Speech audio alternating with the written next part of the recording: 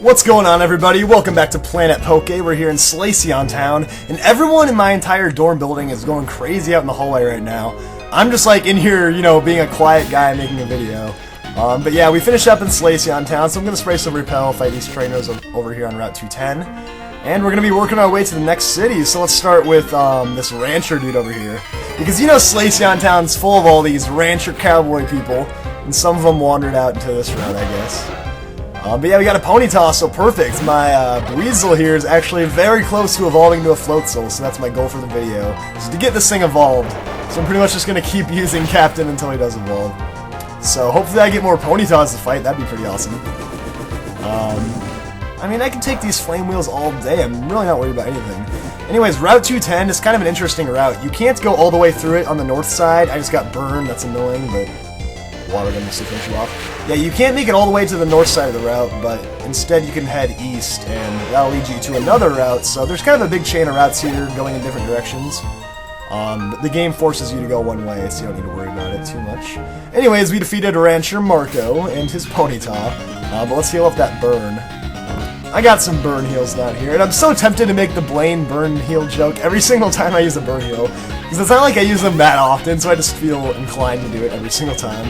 But yeah, let's also use the potion here. Yeah, another great thing about Route 210 is the cafe on the route, where you can get a lot of Moo-Moo Milk, and I'll talk more about Moo-Moo Milk later. Basically, it's like the greatest healing item of all time, price-wise it is. Yeah, let me get enough speed to go across here, and that's a double battle! I forgot that was right across there, I should have figured out who I was going to use along with Captain, but I'm sure I'll be fine. It's not like my team isn't capable of taking down a couple of little girls. I mean, come on, Pikachu and Clefairy, what was I even worried about? And plus we've got Itachi, so still no worries.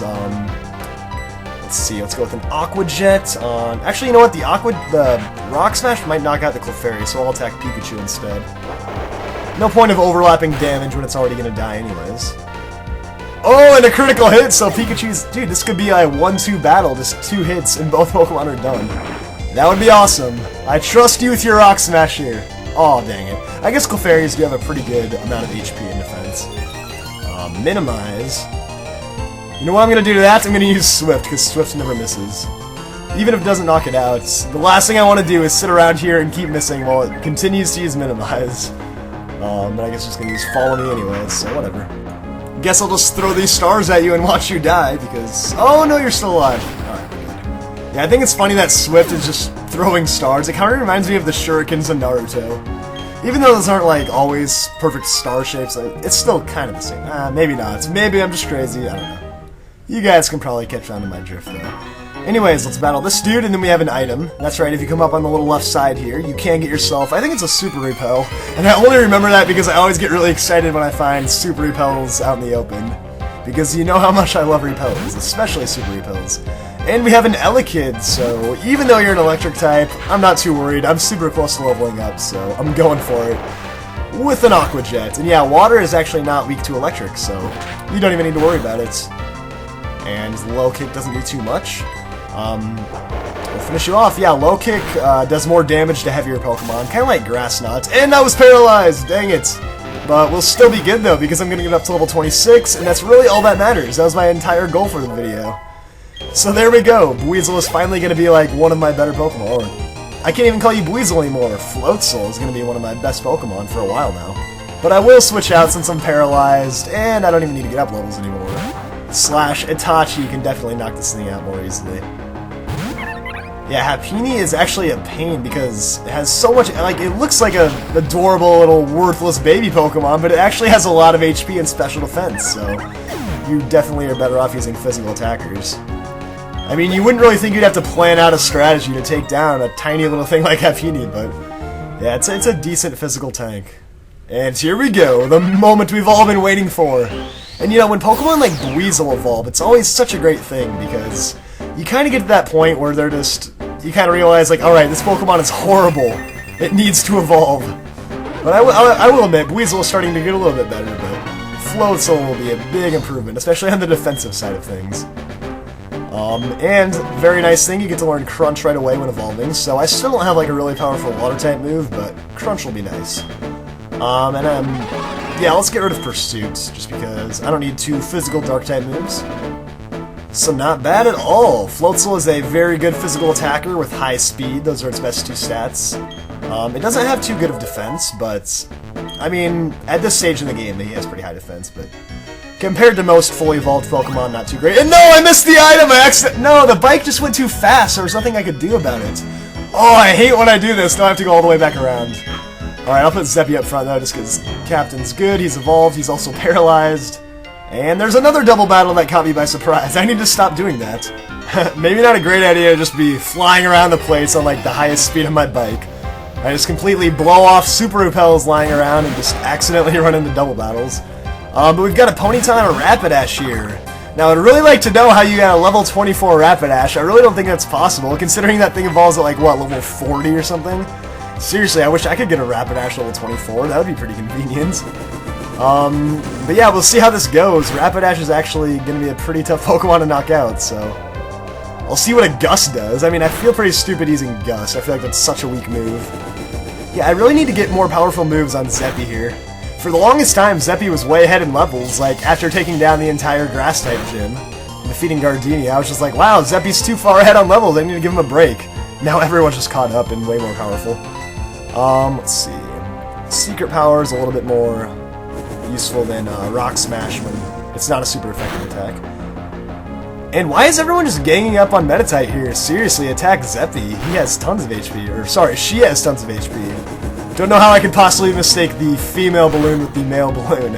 And why do you guys just have to attack Itachi every time? Come on, you know he doesn't have the defense to take it.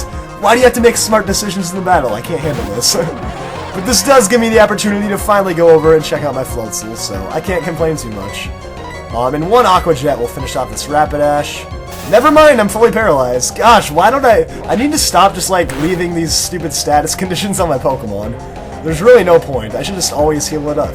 But I'm always too lazy to do it. I'm like, oh, I'm paralyzed, I'll put another Pokemon up. Oh, I'm poisoned, I'll put another Pokemon up. Then soon my entire team is just, like, crippled.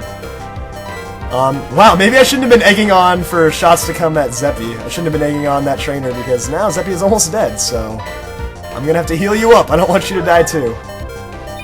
And you know what I just realized? Either Zeppy has, like, really old dude hair, or just has, like, shaving cream on the top of his head. I don't know.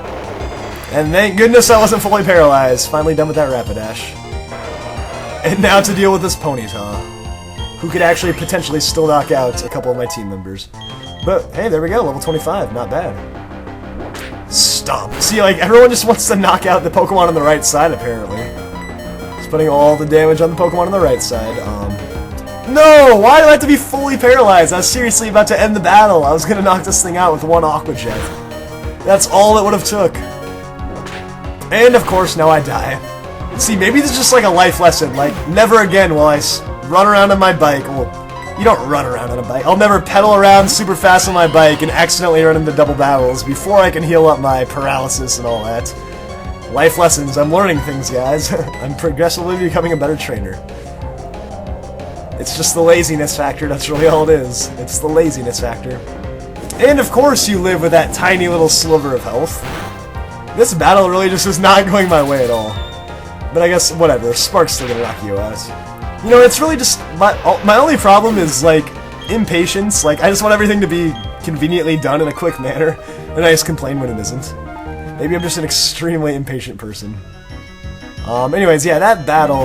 Let's take a look at the damage here. 2 Pokemon knocked out. Yeah, I better go back and heal at the Pokemon Center. It's close enough, so... Whatever, let's get this team healed up, and then we will be back to take on the rest of these worthless trainers. Alright, I'll see you guys in 1 second. 1 Mississippi! We are done. Alright, so let's finish things up here. Got my team healed up. I'm ready to go. And I still have to get that item over there. Let's just... Oh yeah, this guy doesn't battle me. Okay, I'll get this item over here. You can actually get a TM if you talk to this person. It's TM51, which is Roost, which will heal up your Pokemon. It's kind of like the move Recover, it's just mainly for flying-type Pokemon. So there you go. Let's get over in the grass here. Oh yeah, I didn't even mention the wild Pokemon, my bad. If you're playing Platinum version, you can catch Scyther and Hoot-Hoot here. And you can even get Hoot-Hoot's evolved form, Noctowl, so... If you're going for a Hoot-Hoot, you might as well just find a Noctowl, they're just as rare. And you can also catch Chansey here, so that's pretty cool. And there's my precious Super Repel. Now I'm satisfied. Yeah, you could already find Happiny earlier in the game, but yeah, Chansey, you can find one now. Alright, so we're dealing with a breeder. Breeders usually have like 6 Pokemon on their team. But I guess she did say she was a rookie breeder, so she only has 2. I mean, how can you be like an experienced breeder? Literally all you have to do is hand your Pokemon over to the daycare and they'll take care of it for you. Alright, so Magby, yeah. And breeders always just have baby Pokemon too, a lot of the time. It's like, I don't know what the deal is. Not only do breeders breed baby Pokemon, but they also refuse to evolve them. Anyways, Magby has Fire Spin. I was pretty pumped that they put Magby in Black and White too, because I always love using Magmortar. Anyways, let's finish this thing with a bite. And I guess I'm just gonna have to deal with this Fire Spin Vortex. Oh, and you burned me. Gosh dang it. Why does this keep happening? I've been burned twice on this route. That is not acceptable. But there we go, level 25. I think all of my Pokemon are right at 25, so that's pretty perfect. Always nice to have all your Pokemon nice and even. Actually, no, my Floatzel's at level 26. But still, all my Pokemon are pretty much evened out on levels. But yeah, I'm burned, so I don't want to deal with this thing. We're going to go over to Itachi. And Itachi's also about to level up. And this Togepi really doesn't stand a chance. So yeah, Rock Smash right to the face. I mean, when you're using Rock Smash on an egg, you know you're going to do some serious damage. Because if you can smash a rock, just imagine the damage you could do to an egg like Togepi. Alright, Yawn. Thank goodness I'm going to knock you out in one more hit because I hate being put to sleep. Especially by Yawn. For whatever reason, Yawn just bugs me. Because it's like, I'm always stupid enough to stay in. Like, I know what's going to happen. I know I'm about to fall asleep. And see, it just comes back to impatience. I'm just too impatient to switch out, I guess. I don't know. So there we go. And I think Itachi, my Meditite, actually learns a really good fighting type. It's either 27 or 29, but for now, let's just go inside the cafe here because we can buy Moo-Moo Milk. And I was talking about Moo-Moo Milk earlier. It is awesome. Moo-Moo Milk is $500 a bottle and restores 100 hit points. You can buy it by the dozen too. It's really awesome compared to Super Potions, which cost 700 and only restore 50 hit points. So you're basically healing up twice as much damage for less of a price. It's pretty awesome. But I hate how you get a dozen Moo-Moo Milks and they don't even give you a discount. It's like, come on, at least give me a little bit cheaper for buying in bulk.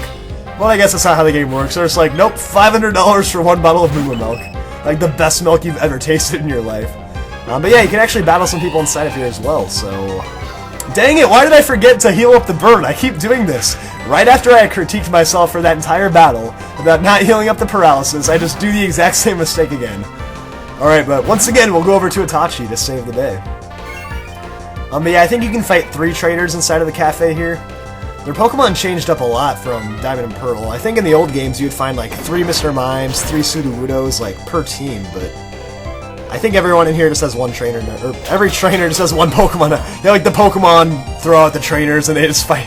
Imagine if the roles were reversed and like Pokemon just took over the world, like Planet of the Apes, and they just like kept humans inside their Pokeballs and battled them. That would be hilarious. They should actually make a video game where you walk around as a Pokemon and you find humans in the wild and you just capture them. That'd be awesome. Except they wouldn't be in the wild. You'd like invade cities and households and just like find humans, be like, you are joining my army. Let's go. Alright, so now that we have our burned Black Star out of the way, we can get down to business, so... Let's fight Collector Fernando, and ooh, he's got a Heracross, wow. I guess collectors typically do have pretty rare Pokemon, but... Yeah, I got Lueroi up front, and normally this would not work out very well with my Razor Leaf, but I do have Return on him, so... Return is pretty awesome. Yeah, I actually have another TM for Return, so you can teach Return to a couple of Pokemon. Pretty nice. And let's see, that didn't do a ton of damage. Let's go with Curse a couple of times, make sure I can knock this thing out.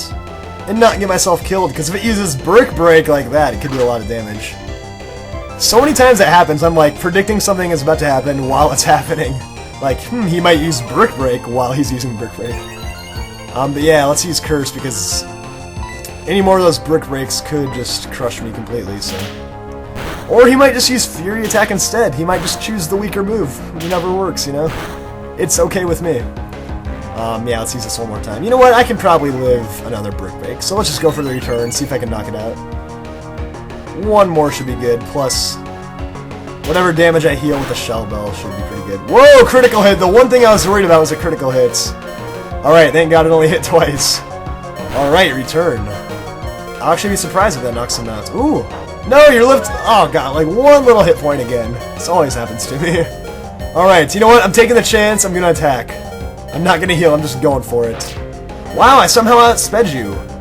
Well, you must have used counter then. That's the only explanation I can think of, because I know Lueroi would never be faster in a million years, and I don't even have the Quick Claw on it. So yeah, he must have used a delayed priority move like counter.